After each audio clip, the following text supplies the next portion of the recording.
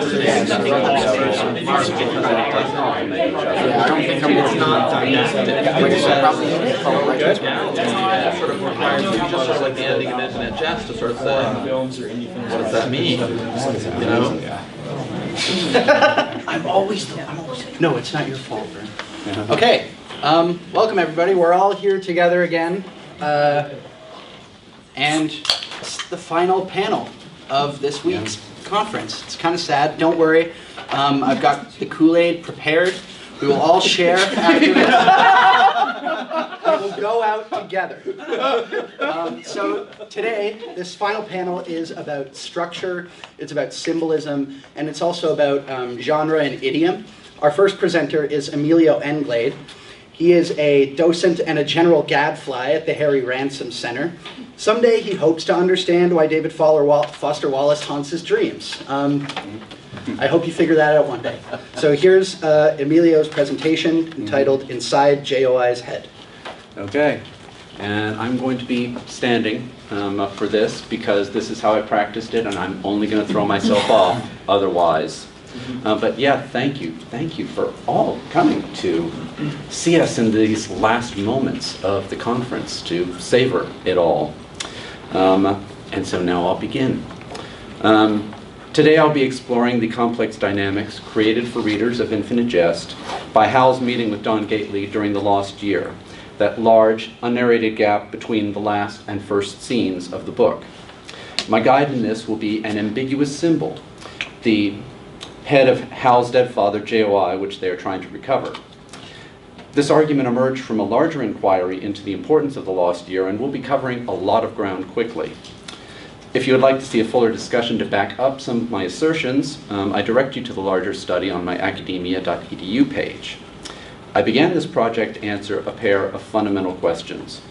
First, why does Wallace systematically undercut all the details associated with Hal's graveyard meeting with Don Gately, as I will soon describe? Second, why, despite this, do readers everywhere, including, I'm sure, everyone in this room today, accept that meeting as unquestioned fact? To contextualize this interest, at my presentation last year, I described a fractal structure underlying the novel, in which its large-scale characters and themes are reflected and amplified at the typographic level. An example is Wallace's technique of literal characterization, where, for instance, his deliberate misspelling of the resort-crested butte in Don Gately's mouth tells us something about Don's fears and outlook on the world. Quite literally, in every sense, the large-scale patterns of the novel are replicated in the smallest details. In the case of The Lost Year, however, all these arrows are reversed. The reader's desire, there we go, found my place, the reader's desire for a meeting between Hal and Don that will bring the novel's plot lines together is at odds with the conflicted details of how that meeting actually seems to take place. This contrast is extraordinary and something I wanted to understand better. In choosing my topic for this year, I've taken my argument last year seriously. I will discuss how the problematic image of J.O.I's head is a precise mise en abîme of the conflict I describe elsewhere in my Lost Year paper.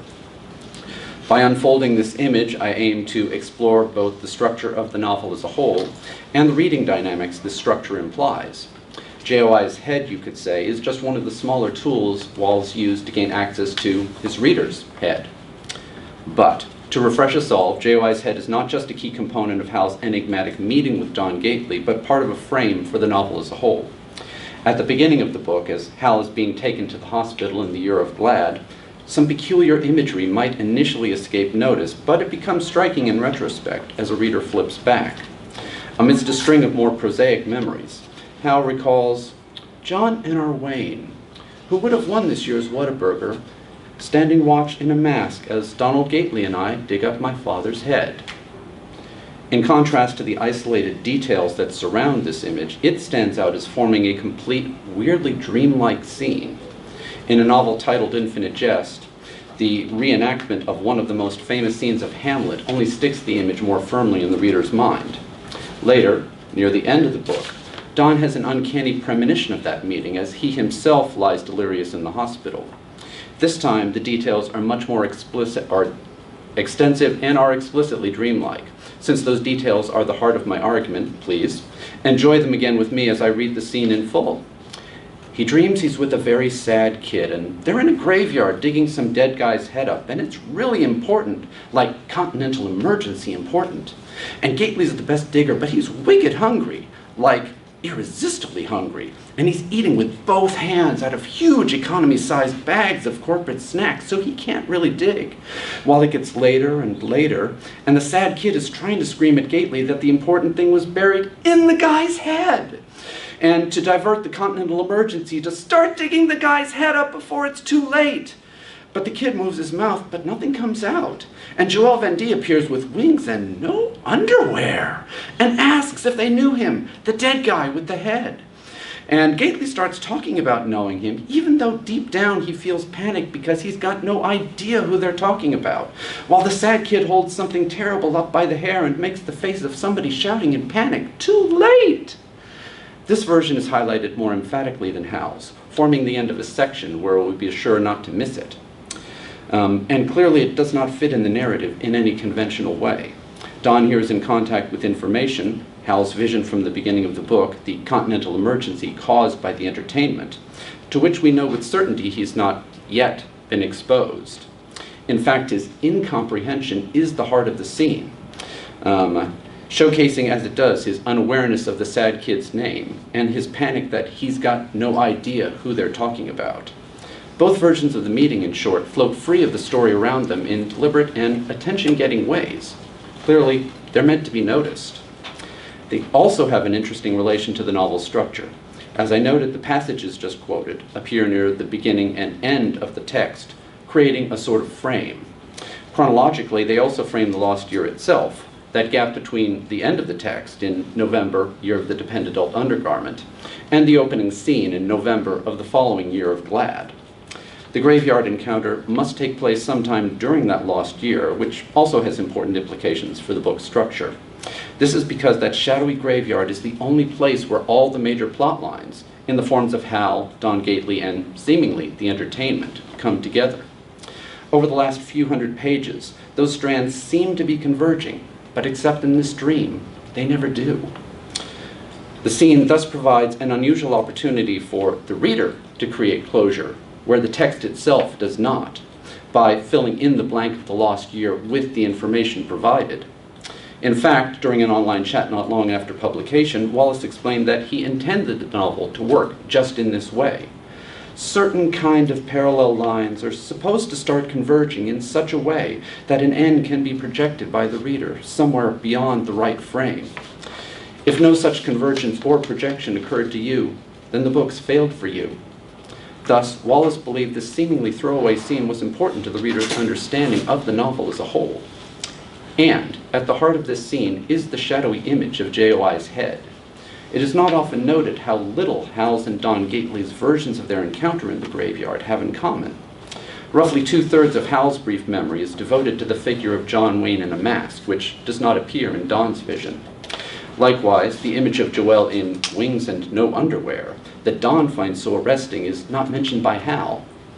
Each of them imagines a scene highly personalized to his own concerns and the people most familiar to him. Only 2 details are constant: the graveyard setting and a head they need to dig up, which Hal identifies as his father's. These core details are what make the scene so memorably reminiscent of Hamlet, connecting it to a thread of other Hamlet references that surface periodically throughout the text. However, what interests me about J.O.I.'s head is that it is an object, like Schrödinger's cat, caught in a sort of quantum indeterminacy. This point is raised, but not addressed, in Marshall Boswell's summary of Don's dream in Understanding David Foster Wallace, where he describes how Hal and Don dig up the exploded head of James Incandenza, in which head perhaps resides the master copy of the entertainment. Within a sentence, Boswell has juxtaposed the 2 conflicting, never reconciled realities of this head. Reported by Hal as being exploded like a microwave potato, yet seemingly also intact and concealing materials that desperately need to be recovered. The final image of Don's dream even plays with the contradiction, with Hal holding something terrible up by the hair, the human hair preserved on an object that is no longer really human. The incompatible details lie dormant within the text, juxtaposed but certainly not resolved within the scene, left for the reader to make of what he or she will. By and large, both readers and critics have followed Boswell, accepting the integrity of J.O.I.'s head for purposes of this crucial scene and generally not acknowledging, much less trying to resolve, the seeming paradox involved with the image. But the head is not the only source of discrepancy here. We know that J.O.I.'s grave lies almost within the great convexity, where for years it would have been subject, at least peripherally, to cycle upon cycle of wild growth and desiccation.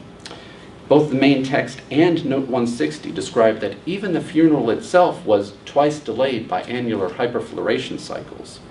It seems unlikely that in such an environment, anything buried could have remained intact all these years. Thus, both the scene's defining elements are sites of ambiguity. On the one hand, stable core elements seem to unite Hal's and Don's separate impressions of their meeting. On the other, details associated with both those elements cast doubt on how such a meeting could occur within the world of the book. With these thoroughly shifty foundations, the graveyard meeting seems deliberately designed so that any certainty the reader has about it must come from the reader, not from the text itself. The scene thus asks the reader to create closure not just at the narrative level of bringing together the various plot lines, but at the phenomenological level of affirming the scene's reality in the first place. It thus asks that we become very active readers indeed, seemingly in line with the goal Wallace expressed to Larry McCaffrey, that readers should be made aware of doing their share of the linguistic work as they read. In my longer paper, I argue that Wallace was not the first to create such a device for inspiring a self-aware readership, because the graveyard meeting is analogous to the primal scene as imagined by Freud.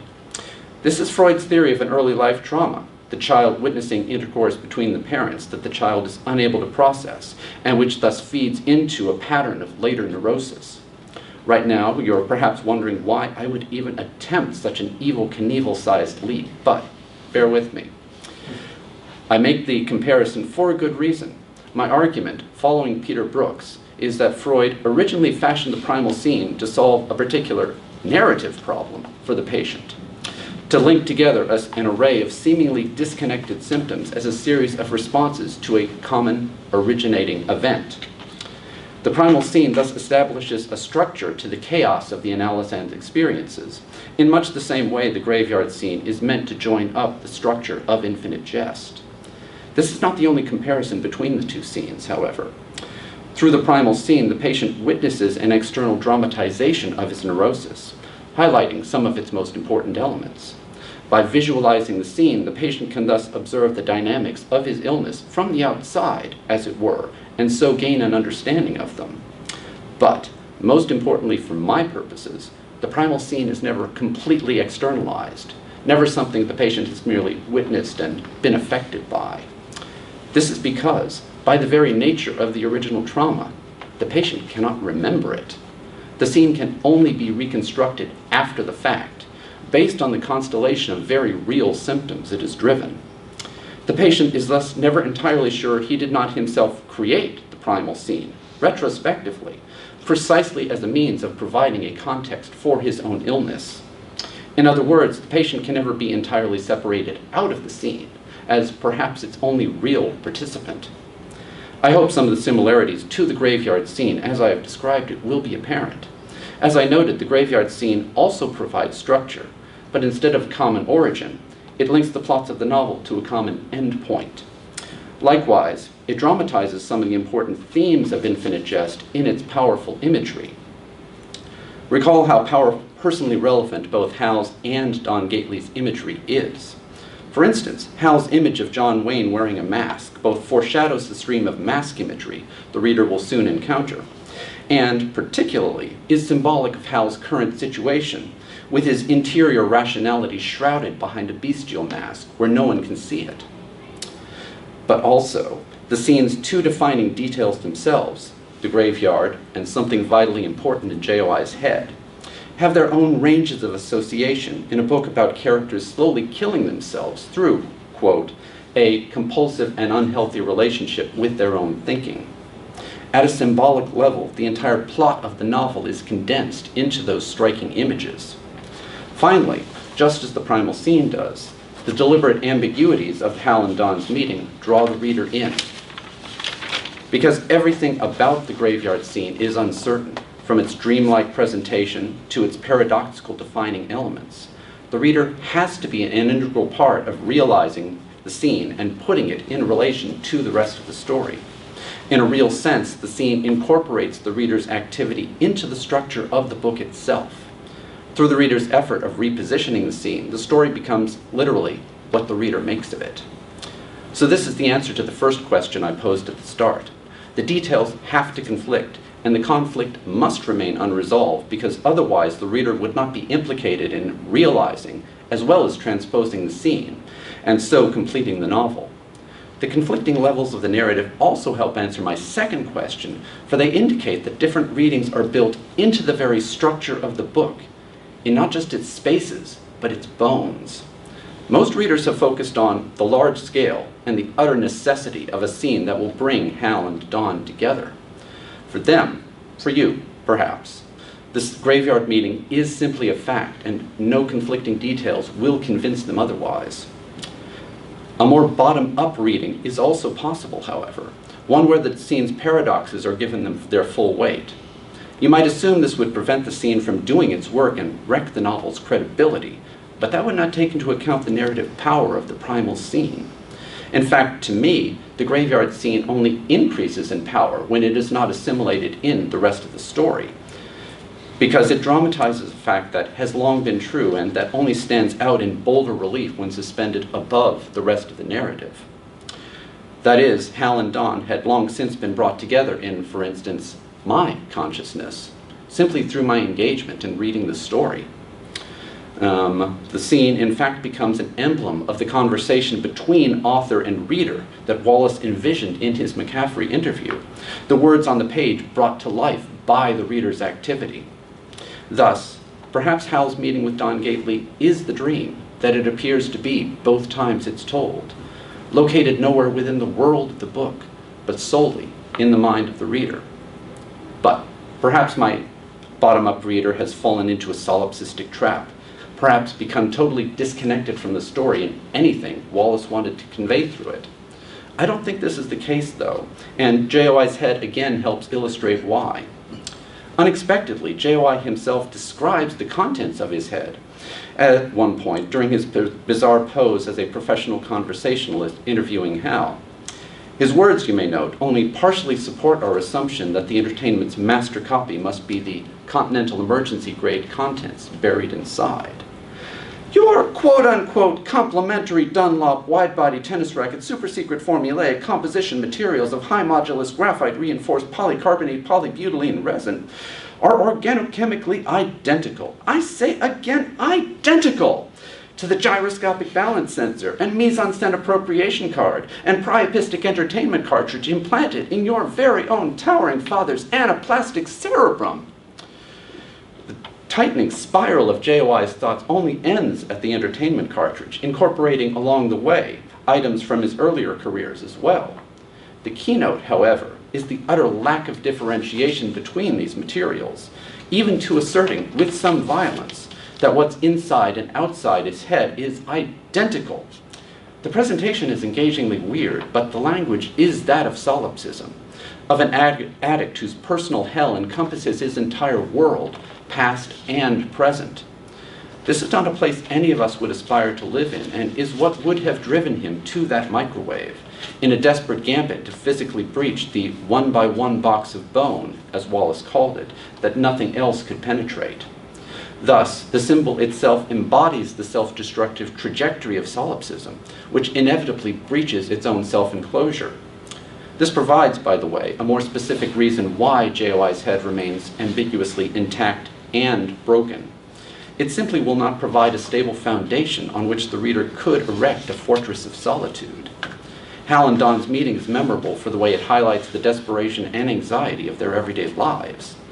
If they are rescued by the reader, this is meaningful only because of the space it opens for the reader's continued learning from their suffering. In fact, as I mentioned at the start, to me, J.O.I.'s head is an exact mise-en-abîme of the open structure of the novel itself, its fragments left to be drawn together and unified by the reader by means of the graveyard scene.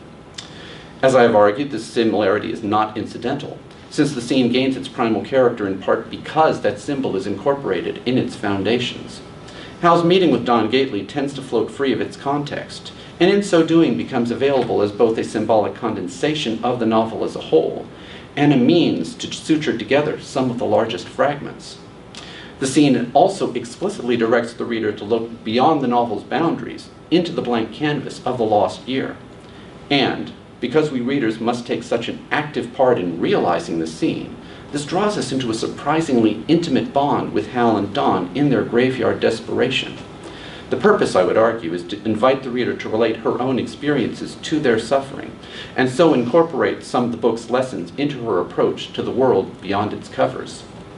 In this way, perhaps more than any other individual scene of Infinite Jest, the graveyard encounter encompasses Wallace's aspirations for what readers could take away from his book. A short example will illustrate how powerful the contrast between the inside and outside of our heads remained to Wallace throughout his career. Long afterward, as he wrote his book on infinity, everything and more, he chose a sly epigraph rendered in Greek to give it faux historical weight. In the assumed voice of a pre-Socratic philosopher, he let his most dedicated readers know that it's not what's inside your head, but what your head's inside. Through an elaborate play of identification between characters and reader, this is the trajectory he hoped to lead us on, out of our own heads and into a renewed engagement with the world around us. With The Lost Year, he devised a mechanism not only to integrate the reader into the story, but to direct us beyond its boundaries as well, to consider how what we have learned from the character's suffering could be applied in our own lives. The vital thing, it turns out, was never what was inside J.O.I's head, but rather what we encountered on our journey to recover it. Thank you.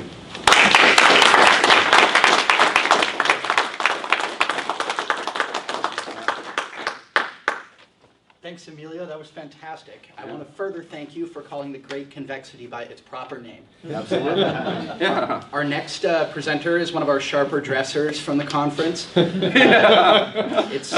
name is Matt Yard. Matt just graduated with his MA in English Literature from Monmouth University just last month. His thesis studied the figurants of Infinite Jest alongside T.S. Eliot's The Wasteland. He's been reading Wallace for 3 years now. He is also a quadruplet born on April Fool's Day, and I can confirm this is true. It's no jest. He's not messing with you. His talk is titled Rhizomatic Polyphony and Figurants, the Contemporary American Wasteland of Infinite Jest. Matt Yard, everybody.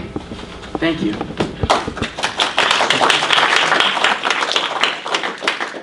I think my quadruplet siblings are watching on Facebook Live now. There are 4 people watching. There we go. There's also one other person. Probably my mom. All right, well, good afternoon, everyone. Thank you so much for being here. I know we're the last panel of the day, so I'll try to make this as fun as possible, and we'll end it on a good note. As Reilly just mentioned, I have my paper here titled Rhizomatic Polyphony and Figurants, the Contemporary American Wasteland of Infinite Jest, and this has been adapted from my master's thesis that I just completed and defended in May. So, the first image here shows you the 2 texts that I put in conversation with one another in this thesis. This picture, fun fact, is actually when I finished Infinite Jest, I closed it for that last time within that first reading experience and took this photo. And throughout the reading experience, I found that I was constantly reminded of Eliot's The Wasteland for a couple different reasons. Of course, you have the physical and environmental wasteland, which has been looked at by different scholars in terms of eco-criticism. In Infinite Jest, that's more caused by the kind of hyper-capitalism that we see in the novel, and Eliot's poem deals with post-World War I, kind of the destruction of the physical world in that sense. But where I decided to kind of take my approach here was in the voices that come up in the novel. And I also thought that it was a good idea to kind of orient why I'm choosing a text from 1922 and 1996 and deciding to put them in conversation with each other than that element of voice and the way the voices are distributed throughout the text. And you can see my image there got a little bit messed up, but I basically meant to put the word postmodernism down the middle. And I really wanted to talk about the way that these texts kind of interact with that phenomenon of postmodernism as a period, and kind of interrogate, other than, of course, as a useful kind of historical conceptualization of different trends and movements in literary history, kind of engage Wallace outside of his traditional associations, and take a stab at putting him in conversation with Eliot, who's almost a prototype to postmodern fiction and literature in general, and then Wallace, who is kind of reacting to postmodern fiction and trends. As he mentions in a Charlie Rose interview, he saw postmodern kind of literature had largely run its course, and he wanted to kind of extend upon that. So that's a conversation that we'll start to get into here as well. So I just wanted to quickly outline my major claims for this presentation. First, I argue that Wallace and Eliot both use what I term rhizomatic polyphony as a means to constructing literary wastelands in their respective works, so The Wasteland and Infinite Jest. Next, that both Infinite Jest and The Wasteland are rhizomatic texts due to their structural features and the way that their narrative voices are spread throughout the text, the way that they kind of come in and out of focus throughout your reading experience. And finally, these fractured and disconnected presentations of the voices that we encounter, paired with the grotesque and repulsive nature of their language as well as the content of their stories, will ultimately aid in rendering the worlds of these two texts as wastelands. So that idea of rhizomatic polyphony, it's rooted in, which is no pun intended in the root, but Deleuze and Guattari, I'm sorry for that pronunciation, Reilly. And it pretty much comes from their idea outlined in their book, 1,000 Plateaus, of the rhizome. It's kind of an allegory for multiplicities and kind of reconceptualizing the way we look at certain structures.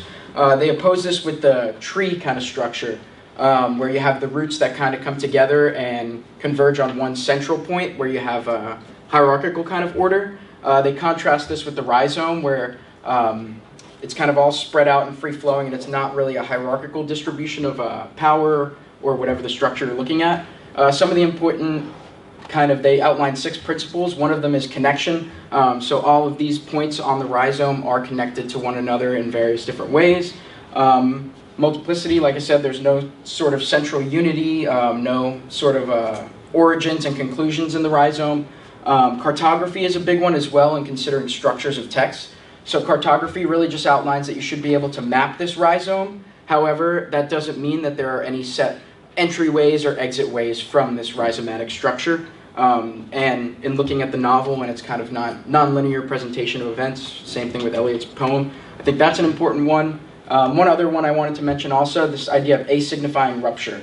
So if any point on the rhizome kind of breaks down and kind of ends, the rhizome will continue to branch out in different ways and kind of continue to spread and have these different associations, again, in a non-hierarchical kind of way. So that's basically the outline of where I got this idea of rhizomatic from, and the polyphony, of course, is just referring to how these voices are distributed throughout each text. 2 other ones I wanted to touch on. I don't get as much into them in the presentation, but they come up in my paper. I use Jameson's idea of the waning of affect from his book on postmodernism, and this basically is looking at the way that moving from modernism into postmodern kind of cultural and artistic products, he sees a waning of affect and a loss of the centered subject. So he says that this isn't to say that they're totally devoid of emotion. However, the emotions are kind of free-flowing, and they're more of intensities. And this is where I argue the voices that kind of appear throughout both Infinite Jest and Eliot's poem kind of appear in and out of focus, more intensities than genuine kind of emotions in that sense. And we kind of break down and fracture the centered subject in that way. And then Baudrillard's Astral America, in my actual thesis, the last component talks about why Wallace's Wasteland is specifically contemporary and American. And Baudrillard wrote this book, America. It just pretty much outlines a trip that he took to America, and he takes a road trip across America, and he goes in search of what he calls Astral America. And he terms this, so he's looking at America as a hyper-real experience. And the example he uses is the Empire State Building. He's seen it on TV, in magazines, so many hyper-real representations that he doesn't feel the need to go visit that in person. Instead, he looks for Astral America or these kinds of places that aren't represented in these hyper-real kind of simulacra. And this goes into conversation with Wallace's essay, in my opinion, E Unibus Florum.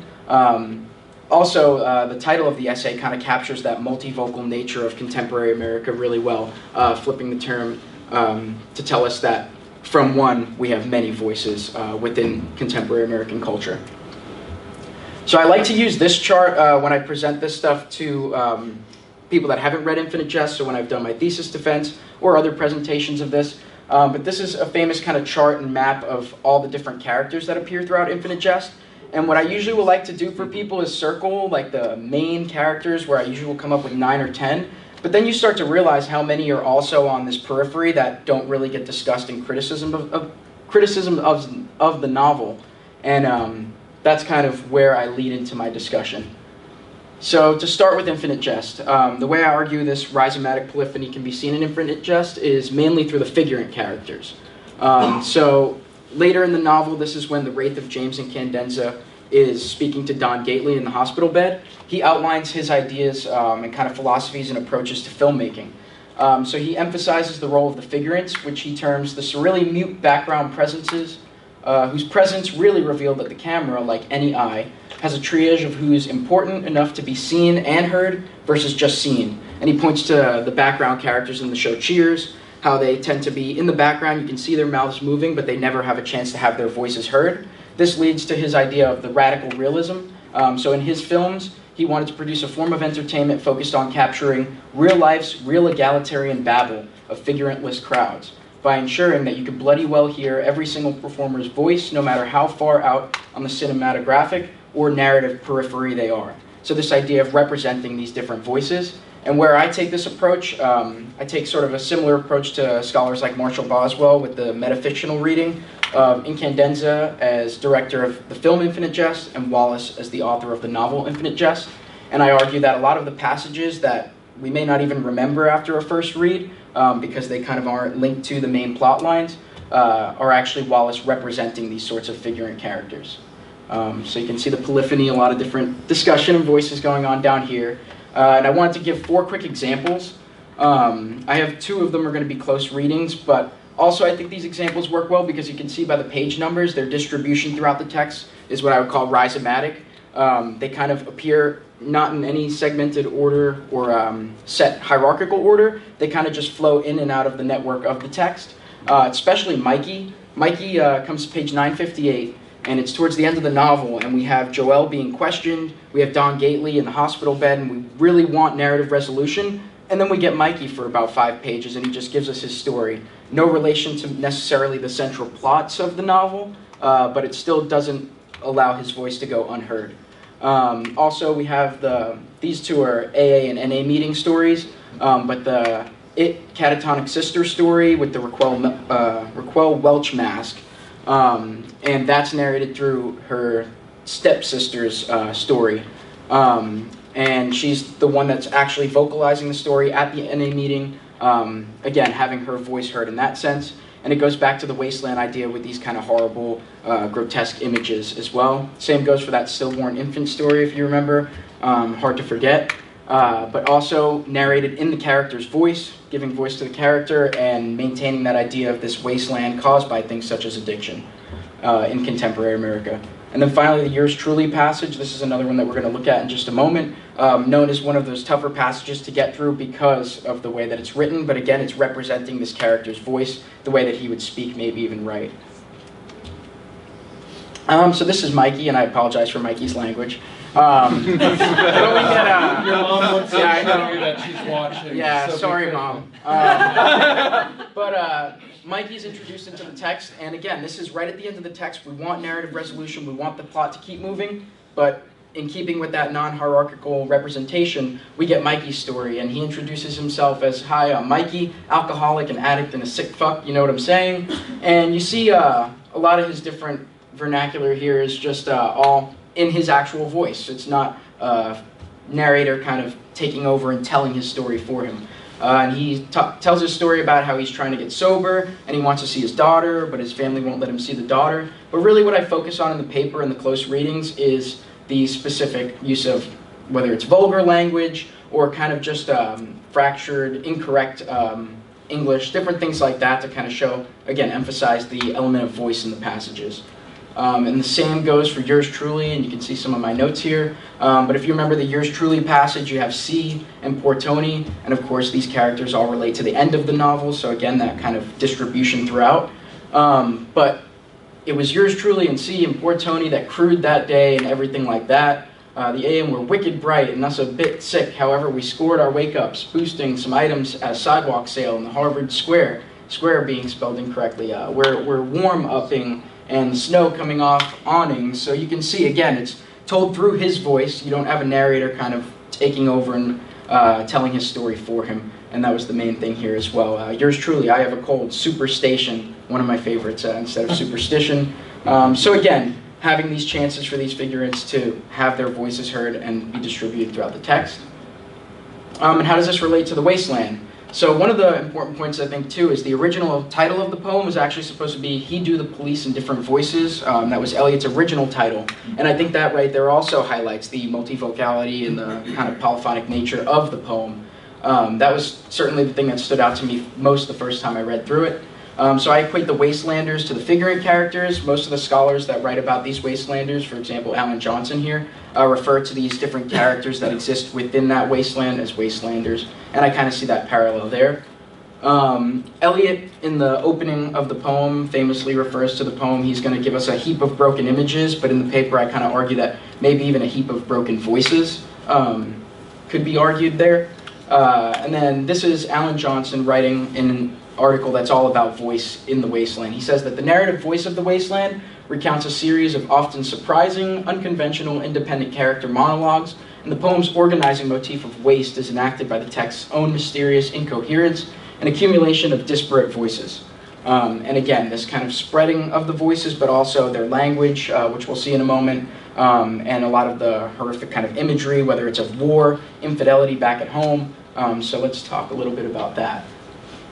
So this is a famous passage from part 2, A Game of Chess.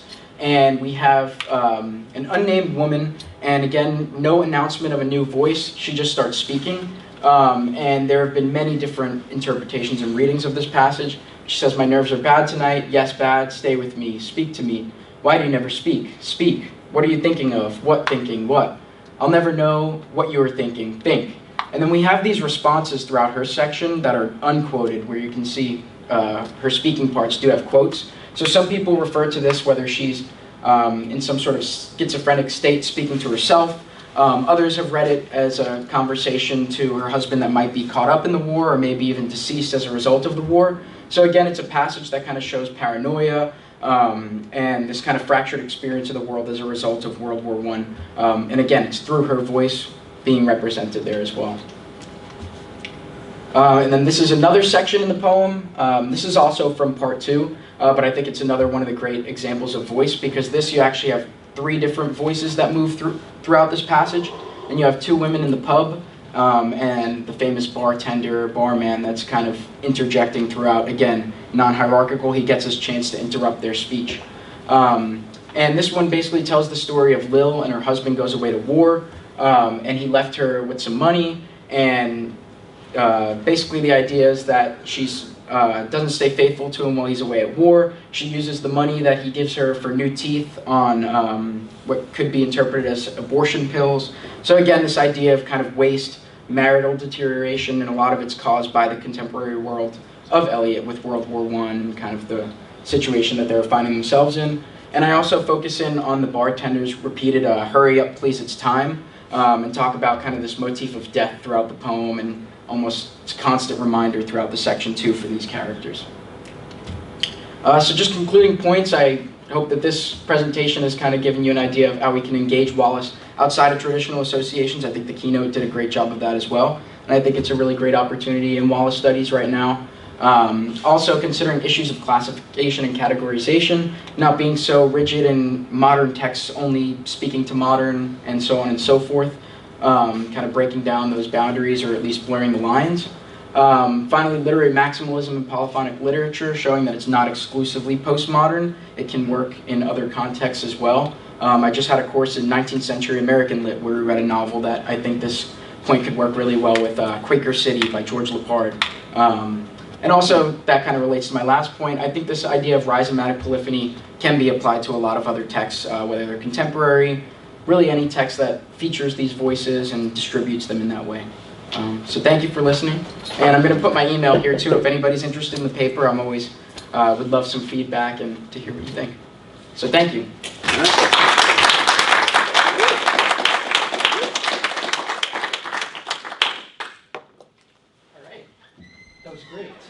started a little late, but because both of them were so eloquent and there weren't any hitches, we do have,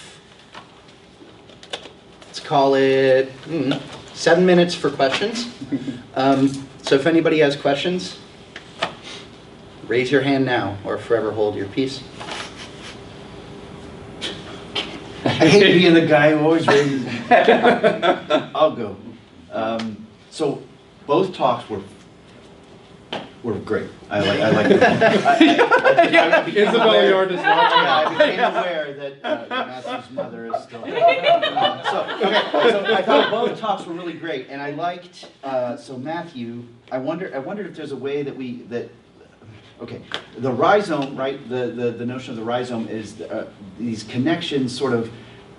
I don't want to say that they form an identity, but there's the organization. You use multiplicity. It's the organization of the multiple as the multiple, right? Without some kind of outer transcendent thing that's holding it all together. But out of that, you get these, these arisings of, new things. And so, as you were talking about that, it reminded me of Emilio's talk about, the way that these sort of tensions in the novel produce, or they don't determine a specific reading, but the mind is compelled to sort of piece them together. And so it's not really a question so much as just a commonality I saw between the two, and I don't know if you want to comment on it, or if you don't, that's okay. I guess in terms of the rhizome too, I'm springing up those ideas, but again, how I guess distributed throughout the text, a lot of those kind of points are too, like you said, the beginning, the end, if you can even call it a beginning and an end too. Yeah. And those ideas kind of spring up, I guess, rhizomatically spread as well. But I don't know if there was anything you wanted to add to that. Well, actually, I was telling Ryan over beers last night that I tend to think of the roving camera eye from character to character in Infinite Jest in filmic terms a little bit, like the opening of the movie Wings of Desire, where you've got this 3-minute pan where the camera is just moving around and looking at different people over the city of Berlin to build up this entire context, person by person. And I tend to think of Infinite Jest in the same way. Well, I was going to say the scene where Gately is driving through the streets in the Aventura, and then all of a sudden he drives by the anti-toy shop, and you flip from one perspective into the other. That's very filmic to me, because you see that sort of like the films, the camera's following, the car drives over, and we go into the shop, and there's that very sort of cinematic way that happens. Yeah. Actually, I have a question for you. Sure. So I didn't get a sense, do you think this polyphonic approach is doing similar things in The Wasteland and in Infinite Jest? Do you see them working against each other? Because I do see them as rather different books with different approaches. Oh, of course, but, yeah. But what do you think what it's actually doing in these different writers? In my paper, I kind of argue that they are operating in similar ways, just because of how, I guess, fractured they appear throughout the text, and just like how unannounced a lot of the narrative or perspective kind of shifts are. The fact that you don't even know who's speaking a lot of the time in The Wasteland, and then similar, was that your presentation that you had the picture who's speaking right now in the margins? So I kind of would argue that they kind of work in similar ways rather than different ways. Of course, a big thing that I had to kind of grapple with in the paper too is that you have a novel, contemporary American novel at that, and the idea of an epic poem, and how different those kind of traditions and histories are as well. So I think that was, if anything, that's really the way that they differ, and the way they kind of have to sort that out. Yeah. I was just going to ask, thank you for talking about Wallace in terms of poetry.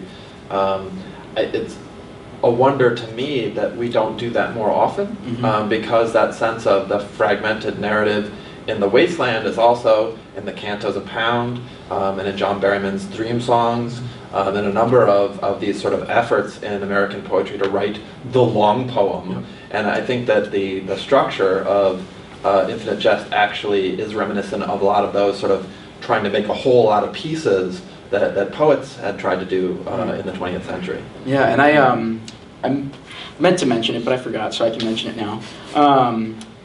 A lot of my research, there was gestures toward the comparison between the Wasteland. One article by David Letzler talks about the encyclopedic mode, and he brings up the Wasteland for like a sentence or two. And then again, the idea of the notes at the end of the Wasteland kind of being compatible in that sense. But also the Maximalist novel by Stefano Ercolino is a great text. And he pretty much outlines his pillars of what he constitutes a Maximalist novel to be, and he studies different ones. And Wallace is in there, and he does briefly mention the Wasteland, but no one else really kind of picked it up from there, so I figured it was a good opportunity, but I think it's definitely applicable. Yeah, I thought both talks were really great. Yeah, Emilio, I was really interested in this idea of the microcosms and the idea of kind of being able to detach a section from the text and kind of it becomes self-contained and you can remove it. And this the whole it's not what's inside your head, it's what your head's inside. And I was wondering if you'd gone along any lines of kind of thinking of I guess taking the analogy of the Infinite Jest film and then the Infinite Jest book, and the idea of kind of the book as something that's inside J.O.I's head. Right. Well, this is certainly associations that I was picking up during your talk yesterday. How, yeah, we were talking about similar things with these different mechanisms. Yeah. But yeah, actually, I thought about actually the game of eschaton in the middle of the book as a sort of microcosm for the entire thing, because it's kind of built up as a microcosm for the larger culture, with like the catapulting, the tennis rackets and the catapulting waste into the great concavity. Yeah, and also, and with some fairly explicit theatrical references throughout the eschaton section. They keep talking about it as the nuclear arena, and you've got your audience off to the side. So yeah, I thought about eschaton in that way, but I hadn't actually applied it to Infinite Jest as the book within the book. But yeah, that will be some work for the future, I'm sure. So I have a question for the both of you. Yeah. I was really fascinated by both talks, Emilio and Matt. I noticed a lot of what you were talking about can be seen in a lot of other writers, especially one that comes to mind for me is Toni Morrison, especially with regard to the fact that we must insist that something that from the evidence of the novel might not actually be happening, we must insist it is happening to be able to make sense of it. And the kind of polyphony that we find in Toni Morrison in, say, something like Beloved.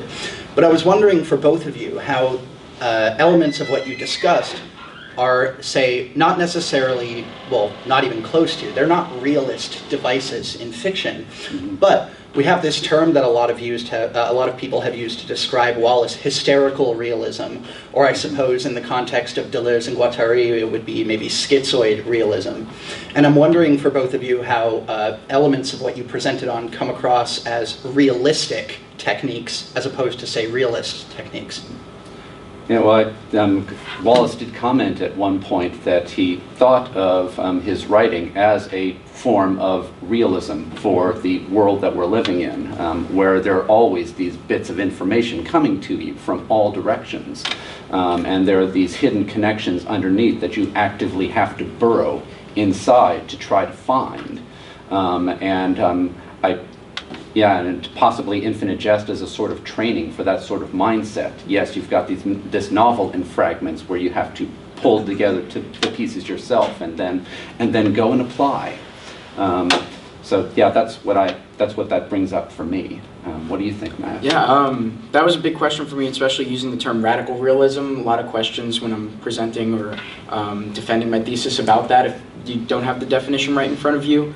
And I kind of went back to the same idea. I think it's a Charlie Rose interview where he talks about his reality is fractured, and the E Unibus Plurum essay again with like the multiplicity of voices in modern America. He says we're protean bunch, I think, and he talks about voice. But also going back to the Baudrillard stuff too, I would almost argue that he's trying to transcend what people would consider realism or hyper-real representations and try to find that realism in the everyday, or whether it's the speech, or giving the whole voice to the voiceless that aren't necessarily represented in a lot of other medias like that. So that's probably what I would have to say. Awesome. Sure. Okay, this is Look, if someone else has a question, I don't want to, I don't want to take it from you. I really don't. Now let's finish with Vern. Go on. All right. So, this is actually kind of just tangential, but in your research, did you happen to see, did Deleuze and Guattari mention Eliot? Because I don't remember him really focusing, or him and them really focusing on Eliot, and it's always kind of surprised me because Eliot's such a sort of pillar of modernism, and they love Virginia Woolf, and they love the paintings of Francis Bacon, and they love Joyce, and so I just wondered if you had encountered any places where you see them cited. I mean, really, with this, I only really worked with 1,000 Plateaus, and then they even like describe that as rhizomatic, so you can read whatever chapters in whatever Right. order according to them. Other than that, like I read a little bit of the beginning of Anti-Oedipus, didn't see anything, but I think that one paper that I was telling you about, Towards a Minor Criticism, and what use are they to literature, might be 4 quartets that they refer to. Okay, But I didn't see anything Okay. about the wasteland in my Okay. research. that was just, okay, thank you. Yeah. And with that, we finish. Thanks, guys. Thank you. Very good.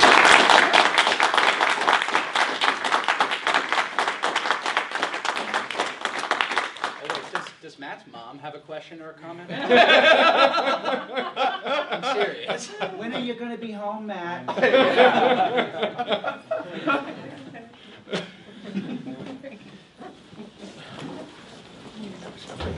Thank you. Seriously, great. I'd love to read your Oh, thank you. I'll send, like I said, I want to get as I many love notes these on it as talks. possible. This is such a strong finish, I thought. Yes, yeah. I'll, Who doesn't love period? I'll email you. Yeah. As long as you can steal your computer from me. It works now. So hopefully, as long as I can make It sure. works? Yeah. Oh, good. So because I got 4S on my way here, so I hope I don't get 4S again if my computer breaks down. Apparently, I'm some kind of Marxist naturalist. Are you serious? Yeah. Single guy traveling alone. Yeah, but I had to return those. I had the same thing happen to me the last time I went there.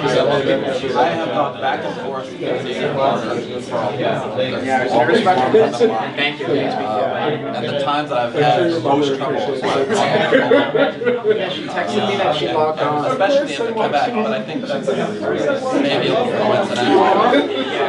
But when I went up to Montreal for a weekend, All right. Thank you. and they opened my Yeah. Basically, I did my paper last year, and it led to this paper this year, and it's going to lead to the next paper next year. It's just like things unfold. Question number 3. That's far enough for the That's really nice. Yeah. Yeah, it's a pleasure to meet you too. Are you on Facebook? Yeah. Okay, I'll just. Yeah, and it kind of shows that it began as a much longer argument that I was not, then I had to deliberately shorten down as much as I could. Yeah, I wish I could have compressed it below 20 minutes, but that was the best I could do. Yeah, and it worked out. Yeah. Wow, are you sticking around? Yes. Okay, yeah. Thank you. Thank you. Oh yes, and I need to get you the blanket as well. Yeah. Yeah, I wouldn't say no to lunch. Yeah.